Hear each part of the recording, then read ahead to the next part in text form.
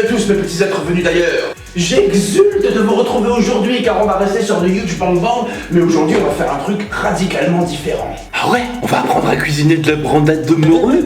Exactement mes petits amis, et on va même apprendre à ramollir cette délicieuse préparation en y incorporant ton gros cul plein de gras. Avec un peu de chance, ça ajoutera de la mâche et ça fera plaisir à être best. Et vu qu'ici on fait du dessin et du digital painting et pas de la cuisine, on va faire cette fois-ci du design de décor mes amis. Je vais vous montrer la création d'un tableau important de Huge Bang Bang, l'arène Adris. L'arène Adris, ce sera une sorte de colisée volant futuriste. J'ai dû réaliser le concept de 3 zones principales de cette arène. La loge, c'est la zone d'apparition de chaque équipe en début de partie. Le poste de commande, c'est une grosse salle des machines qui contrôle l'arène. Et la zone centrale de traitement des déchets. Je n'ai pas pu filmer la zone de traitement des déchets parce que c'était mon tout premier concept de décor pour le jeu. Et j'avoue que j'étais un peu stressé. Du coup, j'ai préféré ne pas enregistrer pour bien me concentrer. Comme ça. Oups. Et puis finalement ça s'est super bien passé, donc j'ai pu filmer les 2 autres zones et je vais vous montrer ça avec grand plaisir. Et pour la zone de traitement des déchets, je vous montrerai ça en fin de vidéo. On commence sans plus tarder par le poste de commande. C'est le truc là que vous pouvez voir derrière, mais chut, il faut pas... Ah, non, ne zoome pas, non, on montrera à la fin. Ah, arrête Marcelin, dézoome. Petit jeu d'apprend. Allez, c'est parti, on décolle. Alors x au carré multiplié par 7 racines de q divisé par alpha. Pourquoi j'ai mis mes lunettes d'architecte aujourd'hui? Eh bien parce que pour créer des designs de décor, il faut devenir un petit peu architecte aussi. Et en parfait architecte, je balance donc dans mon dessin une grille de perspective afin de toujours avoir ça en tête quand je vais faire ce décor. Il faut décor égale perspective, hein, il faut bien garder ça en tête. Donc vu que c'est un jeu en 3D mais qui est en side-scrolling comme ça, bah, du coup, en fait, la caméra, elle a toujours une vue centrale. Donc, je vais vraiment mettre une perspective centrale. Le point de fuite, il va être bien au centre. Donc, je commence à poser les bases de cette pièce. Donc, ça va être un poste de commande.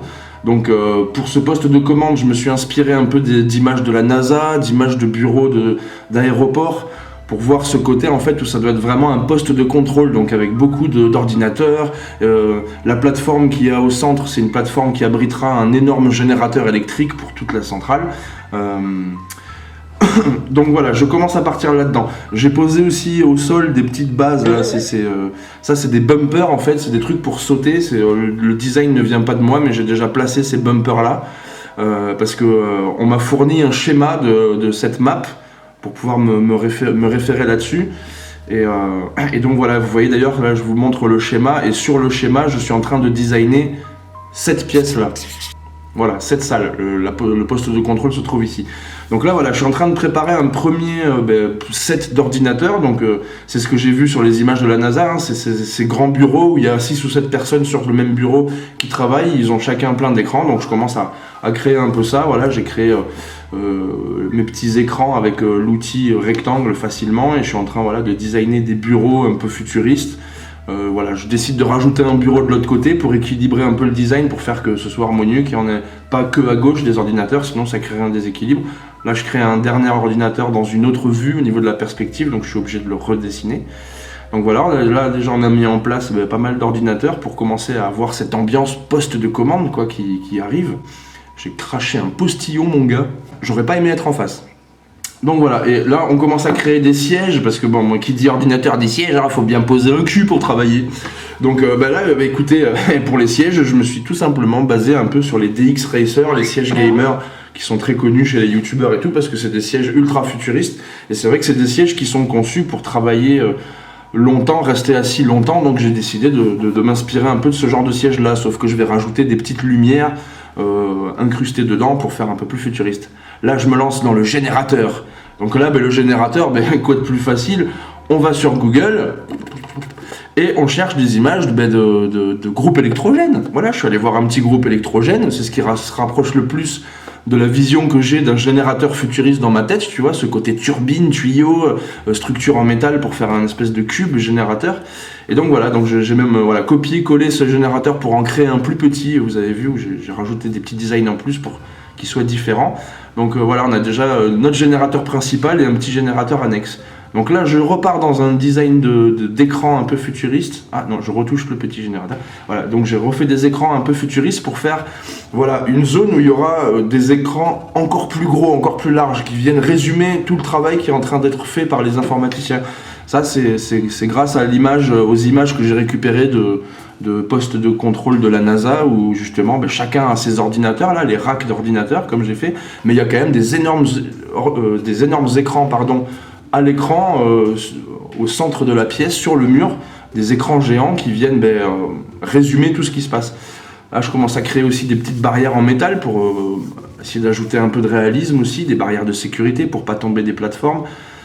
J'essaye vraiment de me plonger dans cette pièce mentalement en me disant voilà, il faut qu'elle existe pour le jeu, donc comment elle pourrait être si elle existait. Donc voilà, j'essaye de m'imaginer, je sais pas moi, si vous étiez un maçon du futur, comment vous auriez imaginé, comment vous auriez créé tout ça, quoi, comment vous auriez mis en place cette énorme pièce qui va abriter des ordinateurs et tout. Donc les générateurs, ils sont là pour alimenter les ordinateurs et tout ça, il y a une logique derrière. Essayez de rester logique, de vraiment vous plonger dans le truc. Là, je décide de faire une petite console en plus, parce que je trouvais que voilà, la pièce était encore un peu vide, et j'ai envie que ce soit une pièce à la fois bien rangée et à la fois dense, bordélique, ce côté voilà, technique, professionnel. Donc là, qu'est-ce que je fais? Ah voilà, là, je fais un petit design pour la plateforme qui va abriter justement cette console que j'ai décidé de créer. Donc vous avez vu, j'ai fait ça en à plat, l'hexagone, pour ensuite le transformer, le distordre pour le mettre dans la perspective. Comme ça, voilà, là, j'ai fait une jolie plateforme pour ma petite console. Ça renforce l'aspect futuriste. Hop, j'ai des petits tuyaux pour l'alimentation. Comme ça rajoute aussi un peu de chaos informatique. J'ai envie qu'il y ait pas mal de câbles, qu'il y ait ce côté un peu Ghost in the Shell, ce côté très dense. Et qu'en même temps, ça respire aussi la technique, la NASA, quoi, que ça respire le côté poste de commande, de contrôle. Voilà, là je transforme tous les écrans en blanc, parce que comme ça je les verrai mieux, j'aurai une meilleure vision du truc. De toute façon, après, voilà, ces écrans-là, je les ai gardés sur des calques différents pour pouvoir ensuite y mettre une texture dessus, où je vais prendre des images d'écran d'ordinateur, pour mettre un peu des icônes futuristes, pour faire un peu voilà, écran futuriste. Là, je fais des sélections car je pense que je vais commencer à me lancer dans les aplats. Voilà, je commence à faire un peu des aplats à tout ça pour séparer un peu les éléments. Même moi, là, j'ai fait que du dessin. Donc là, je commence à avoir envie de découper chaque dessin en zones bien claires. Alors donc, je commence à me lancer dans des aplats. Donc là, je réfléchis pas à la couleur, hein, j'ai pris un gris moyen. C'est juste pour commencer à détacher les plans, détailler les choses. Là, vous voyez la barrière, il faut que je fasse les aplats pour qu'elle se détache, vu qu'elle est au premier plan, qu'elle se détache du reste. Et comme ça, je vais pouvoir commencer à faire un peu mon travail de valeur aussi, où je vais décider qu'est-ce qui est sombre, qu'est-ce qui est clair. Voilà, là, la barrière, vu que je voulais la dupliquer, je me suis lancé directement dans des petites ombres et des petites lumières. Voilà, là, je commence à créer un design pour les deux portes qu'il y a à droite, parce que là, j'avais fait des simples carrés, et que les carrés, c'est pas beau, c'est pas un design futuriste. Donc, j'ai voulu faire une entrée qui a une forme plus futuriste. Donc, vous avez vu, j'ai fait ça avec des outils aussi, pour que ce soit bien droit, que ça fasse ce côté toujours industriel. Je vous parle beaucoup de ça dans le côté design, hein, que ça ait un côté fait en usine finalement. Donc voilà, là j'ai fait deux belles entrées avec un design à peu près sympa. Et en fait, ce que je vais faire, c'est que je vais me lancer là dans l'élaboration des portes du coup. Et du coup, je vais faire comme une texture où en fait je vais peindre les portes à plat, si vous voulez. Voilà, c'est ce que je suis en train de faire là. Je crée le design que je copierai et collerai pour les deux portes. Donc là, je fais un petit ancrage rapide pour chercher un peu un design badass, comme j'aime dire. Et voilà, et là, à ce moment-là, j'essaye de me rappeler de toutes les portes excellentes que j'ai pu croiser dans ma vie, dans les Star Wars, dans Ghost in the Shell, dans les trucs comme ça, dans Akira et tout. J'essaye de tout réunir à ce moment-là pour faire un bon design. Voilà, et vous voyez, je me lance directement dans les valeurs, les ombres et les lumières pour la porte, parce que je compte la dupliquer, donc tant qu'à faire de la dupliquer, autant qu'elle soit terminée, où j'aurai pas à revenir dessus à faire les ombres et les lumières plus tard. Donc là, je décide de faire les ombres et les lumières de la porte, et des petites textures pour la salir, comme vous voyez. Comme ça, je vais les dupliquer et les mettre dans les belles entrées là, que je viens de créer, des entrées qui étaient futuristes. Voilà, tac, voilà, j'ai ma texture de porte, du coup vous voyez, je vais les caler dans la perspective, c'est pour ça que les traits rouges vont nous servir. Les traits, je les ai fait à la main, je me suis fabriqué un fichier avec l'outil trait. Hop, j'ai pris du rouge, j'ai créé ma grille de perspective, comme ça j'ai juste à l'importer dans Photoshop quand j'en ai besoin. Comme ça vous n'avez pas à tracer à la main à chaque fois des traits de perspective. Mais après, si vous faites du dessin traditionnel, gardez ça en tête qu'il faut toujours bien travailler la perspective dès que vous voulez vous lancer dans des designs d'intérieur comme ça. Là, c'est encore plus compliqué que les paysages, les designs d'intérieur, de l'intérieur d'une pièce. C'est plus compliqué à designer parce que là, on peut pas tricher dans le sens où c'est pas un paysage, donc on peut pas cacher des choses avec la brume ou avec des ombres. On est obligé de tout bien détailler parce que, ben voilà, on voit tout, quoi. On est à l'intérieur d'une pièce. Voilà, là je fais une petite sortie, c'était prévu dans le schéma du tableau, ça qu'il y a une sortie pour descendre à l'étage inférieur. Donc je fais une petite sortie, voilà. Hop. Il y a aussi une trappe, voilà, à faire en haut aussi, où on peut arriver par en haut dans ce poste de contrôle. On atterrit du coup sur la plateforme des générateurs. Donc je fais une petite entrée, voilà, rapidement, hop, avec la petite flèche aussi. La petite flèche, ça donne un aspect un peu technique aussi. Ça rend les choses réalistes. Essayez vraiment de vous plonger dans le truc, de vous dire ah oui, là il faudrait des écrous pour tenir les plaques. Ah oui, là il faut que le tuyau il passe par là parce qu'il est branché à tel endroit. Créer des designs, voilà, c'est vraiment se plonger dans un univers et d'essayer de le rendre concret, réaliste. Et tout ce que vous faites, il faut pas le faire par hasard. Il faut que ça ait une fonctionnalité quelque part. Là, vous voyez tous les éléments que j'ajoute dans ce dessin, c'est des éléments qui servent à mettre en place ce côté poste de commande. Il y a des sas de sortie, des sas d'entrée, un générateur pour alimenter tous les ordinateurs. Il y a tous les ordinateurs avec leurs sièges. Voilà. Là, je commence à faire un peu les valeurs. Vu que j'ai fait tous mes aplats, du coup, je peux sélectionner ces aplats pour pouvoir peindre sans dépasser. Et là, du coup, je rajoute un peu des valeurs sombres, des valeurs claires pour commencer à donner un peu de caractère à tous les objets que je viens de designer. Là, je commence à être assez content parce que la pièce commence à être fournie. Là, il commence à avoir pas mal d'éléments. On a des tuyaux, on a une console, on a des ordinateurs. Vous avez vu aussi que j'ai importé un joueur de Huge Bang Bang pour avoir une échelle aussi, pour qu'on voit la taille à peu près du bâtiment. D'ailleurs, je le placerai autre part plus tard. Là, je l'ai mis un peu au centre de la pièce, le joueur. Mais ça, c'est important aussi quand vous... Enfin là, en plus, le jeu existe déjà, donc j'avais le loisir de pouvoir aller choper le petit personnage pour m'en servir d'échelle. Mais n'oubliez pas l'échelle des choses aussi. Voilà. Donc là, voilà, vous avez vu, je me suis éclaté sur un petit escalier futuriste. Ça commence à avoir de la gueule, on rajoute des petits rivets, des petits écrous partout, des petites lumières aussi, parce que pareil, le côté lumineux, après on va éclairer tout ça avec des effets spéciaux de Photoshop, avec de la lumière blanche. Ça va donner cet aspect futuriste aussi, toutes ces loupiottes. Dans Star Wars par exemple, il y a beaucoup de lumière, de petites lumières, c'est ça qui donne un aspect futuriste aussi. Voilà, là je rajoute des petits écrans noirs pour rajouter un peu de contraste. Là aussi, je décide de mettre un peu une couleur un peu plus sombre dans le fond, histoire de varier les contrastes de la pièce pour que la pièce commence à paraître de plus en plus travaillée. Hop, j'essaye, voilà, et puis finalement je trouve que ça fonctionne, donc je le garde. Je décide de faire le sol un peu plus sombre aussi.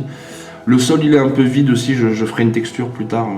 Alors là, je suis en train de dessiner une tourelle. Dans Huge Bang Bang, il y a ce phénomène des tourelles. Chaque équipe a une tourelle à défendre. Et l'autre équipe doit attaquer la tourelle de l'autre et chacun doit défendre sa propre tourelle et attaquer la tourelle du voisin. Donc là, ce design-là n'est pas de moi, mais pour ce tableau, je me suis amusé à faire une version en peinture numérique de ce design. Mais le design d'origine, je vous le mets juste là. Voilà la tourelle qui a été designée par Rémi, il me semble, RMX Online, si je ne m'abuse. Donc voilà, donc là je reproduis rapidement ce design qui existe déjà des tourelles parce que ça c'est prévu aussi dans le schéma.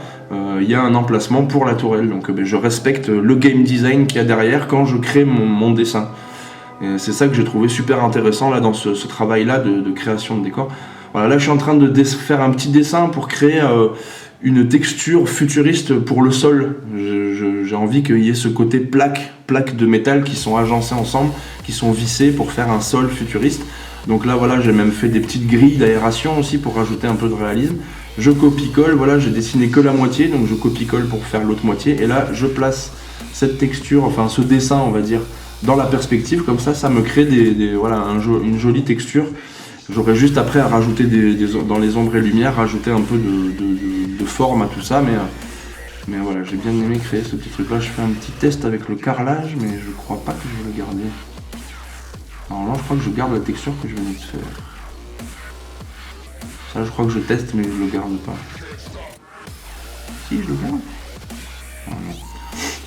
Bon, bref, voilà, je commence à me lancer un peu dans les effets spéciaux là, je sais pas pourquoi. Ouais, c'est pour rentrer bien dans l'ambiance avant d'attaquer les ombres et lumières. Ah, voilà, c'est ça, c'était avant de faire les ombres et lumières, je voulais mettre toutes les sources lumineuses. Comme ça, ben, au moins, je sais à quoi m'en tenir. Toutes les sources lumineuses ont été placées visuellement avec les effets spéciaux. Là, j'étais en mode superposition, je pense, ou densité linéaire. Là, je crée des petits designs un peu futuristes dans le mur parce que je trouvais que la pièce faisait pas encore assez futuriste. Donc je m'amuse un peu, hop, voilà, je m'amuse à répercuter d'ailleurs ces petits designs autre part pour créer une cohésion. Voilà, ça, là, ça a un peu plus de gueule niveau futuriste. Hop, ça se met en place. Je pense que je vais pas tarder à attaquer les ombres et lumières. Alors, où j'en suis? Qu'est-ce que je fais? Je rectifie un peu la trappe du dessus, ouais. Ben ouais, vas-y. Ah, là je vais mettre la lumière du jour qui émane, qui arrive dans la pièce. Je crois que je vais même pousser les détails à faire un petit peu de poussière illuminée, voilà, qui tombe du plafond. C'est comme ça aussi, voilà, c'est de se plonger vraiment mentalement dans l'univers que j'ai eu l'idée, par exemple, de faire cette poussière qui tombe. Il faut vraiment se sentir à l'intérieur, s'imaginer, entendre même les bruits des ordinateurs, se plonger vraiment dans ce qu'on est en train de faire, quoi. Ah, voilà, là je commence à me lancer dans les ombres et lumières. Hop, donc on commence par les ombres en mode produit.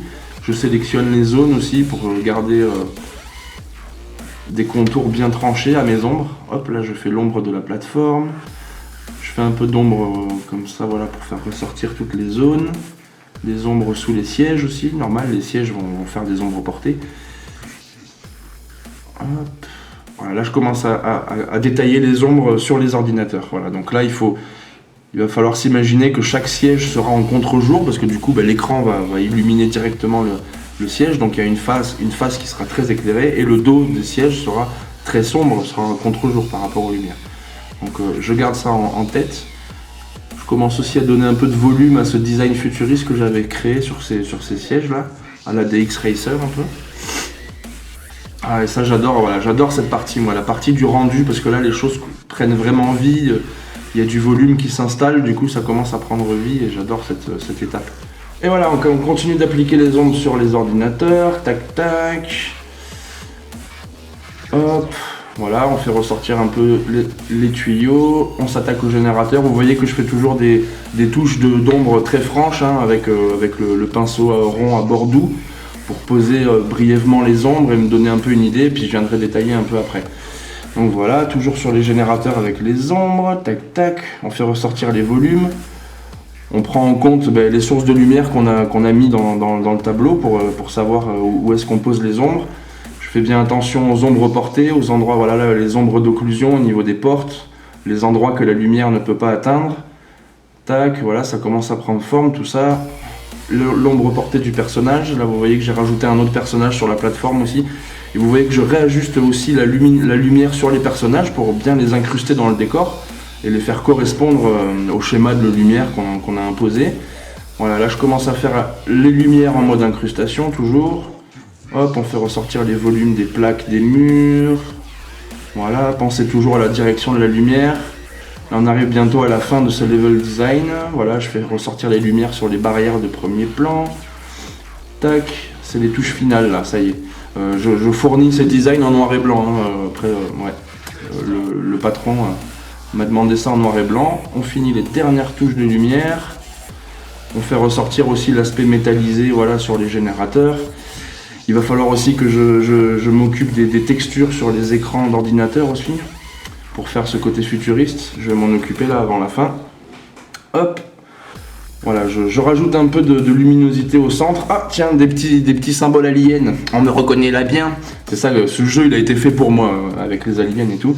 Donc voilà, j'ai rajouté la mention Control Room, et on arrive bientôt à la fin. Voilà, là j'ai chopé des images gratuites sur Google, faites attention aux droits quand vous prenez des images pour faire des textures comme ça.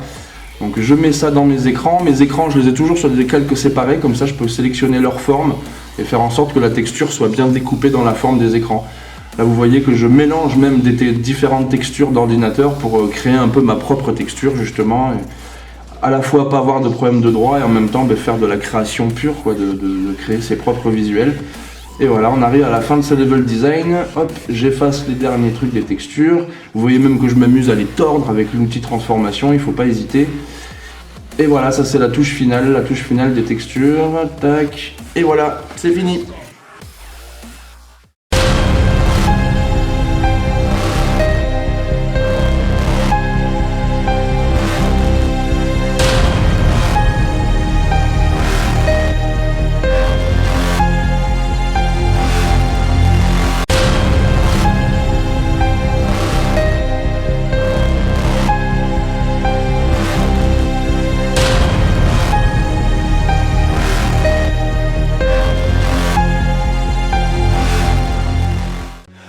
J'espère que ça vous a plu parce que moi je me suis régalé à développer cette ambiance à la fois futuriste, sombre et informatique.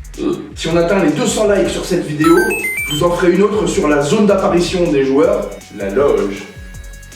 Et vu que je transpire d'amour pour vous tous mes petits aliens roses et velus, voici justement le concept que je n'ai pas pu filmer, la zone de traitement des déchets. Tadam! Petit Pomme Screamstrom, cette zone sera celle où vous affronterez la mercenaire. Celle qu'on appelle la gardienne. Pour l'instant, je suis toujours à fond sur le jeu Huge Bang Bang, donc j'ai pas assez de temps pour développer des tutos dessins. Mais je vous le promets, ils vont arriver pendant l'été et il y en aura des tonnes. Votre patience sera bien récompensée, je vous le promets. J'espère que cette vidéo vous aura titillé le pulpitron. Et si c'est le cas, abonnez-vous, partagez et... mettez un pouce bleu.